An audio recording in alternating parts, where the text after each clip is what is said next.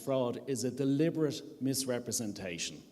The intent has got to be there. And misrepresentation, another word for misrepresentation is telling lies. That's effectively what fraud is.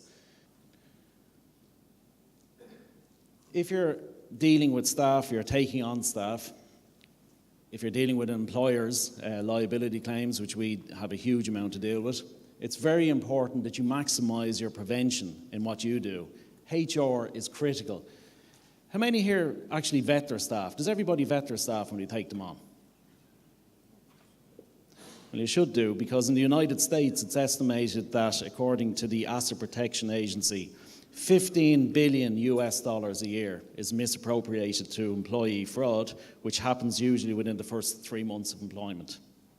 The most common forms of lying on applications are padding and exaggeration, dates of employment, job title, companies worked for, and qualifications. And the average cost in the United States of getting rid of a poor employee is $17,000. It's probably a lot higher in Ireland. Not a lot to do with insurance fraud, but as we call it, the enemy within. And I'm going to show you some examples later on, if I can have time, on issues with bad employees. But if you've invested heavily in CCTV systems, as a claims investigator, there's nothing worse than going out to a particular accident and you see fantastic CCTV systems and you go looking for the video footage, the DVD footage, and it's been recorded over. Accident report books are critical. You've got to work with your insurance company. By working with the insurance company, you'll do best in combating your fraud. Training is key for the staff, and prevention and the detection with public. Photographs or sketch the scene helps to validate the particular claim, and if you're going to get involved with taking statements, we use the PEACE model: prepare, engage, account, closure, and evaluation. But most of all, guys, if you are involved, for anyone who's involved with any accidents at all, take as much information as you can, take photographs of the scene of the accident, preserve your evidence, and most of all, put it somewhere safe. I'm not going to touch on that because that's one of our services, and I wouldn't want to be promoting the company. Claims of concern, accidents at work that I think you guys should be aware of as employers. Accidents on a Monday morning, early morning, late night. We had a case going back a few years ago where an individual broke his leg. Pretty nasty break on a Monday morning. But when we investigated the claim, it turned out that the incident had actually happened in a taekwondo match on the Sunday evening. Hadn't actually happened in work at all. So always be wary of accidents on a Monday morning.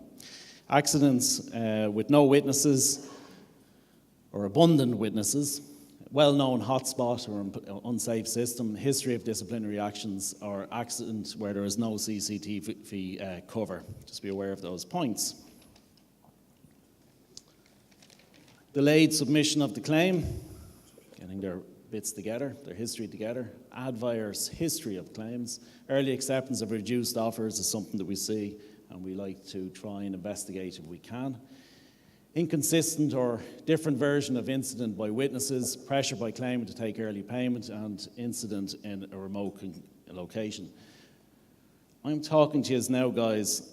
If you look there, the first one, YouTube, 300 hours of video is uploaded every minute. And the time that I've been talking to you now, approximately 3,200 hours of video is being uploaded.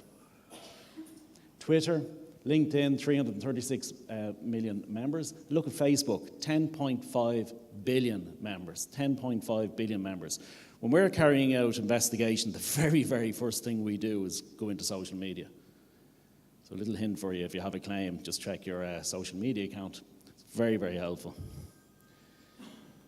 Fighting fraud with social media, obviously you have to be wary of data protection. You cannot induce somebody to do something that they would not likely do. If their systems are all locked down, you can't entice them to open them.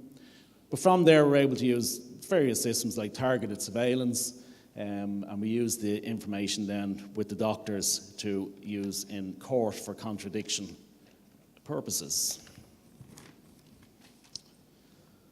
Claimant one, just a few examples. Claimant injured back at work lifting goods. Accident followed suspension from work due to a Garda investigation regarding loss of funds. refused liability, claimant withdrew claim. The outcome, what worked? Good information from the insurance company. Company and insurer working well together. Don't be afraid of your insurance company. Work closely with them and your brokers in combating the fraud and getting the information, the right information together, and preserve your evidence. Good training records, if in particular manual handling is critical. Very important. Second one, claimant injured back at work lifting goods, no training records. Investigator checked YouTube to find evidence of claimant weightlifting. Claim settled for 10% of the sum originally claimed. Again, what didn't work? No training records.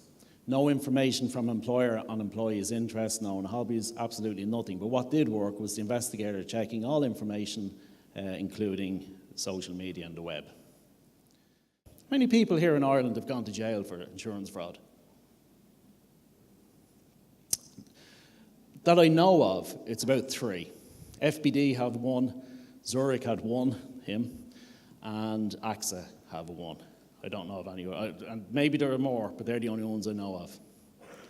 And I have sort of a little book at home that I, keep documents in on paper cuttings and what have you, but I sadly only know of 3 people going to jail for insurance fraud. Guys, I haven't had much time. It was all taken up by Jim Power. Enjoyed your presentation. Brexit is really scary, guys. Delighted to be here, and any questions, we'll take them. Thank you very much.